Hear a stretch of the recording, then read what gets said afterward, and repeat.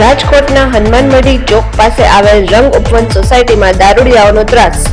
દારૂડિયાઓ અવારનવાર દારૂ પીને સોસાયટીમાં પરેશાન કરે છે। દારૂડિયાના ત્રાસથી મહિલાઓ પોતાને અસુરક્ષિત અનુભવે છે। અગાઉ પણ આગેવાનોએ ત્રાસથી મુક્તિ અંગેની બાહેધરી આપી। કોર્પોરેટર ધારાસભ્યને આ અંગે અનેક વખત રજૂઆત કરવામાં આવી છે। મારું નામ ભદ્રેશ ગાંધી છે। અમે અહીંયા રંગુપુર સોસાયટીમાં રહીએ છીએ અને અહીંયા ઘણા સમયથી દારૂડિયા લોકોનો ત્રાસ હોય છે।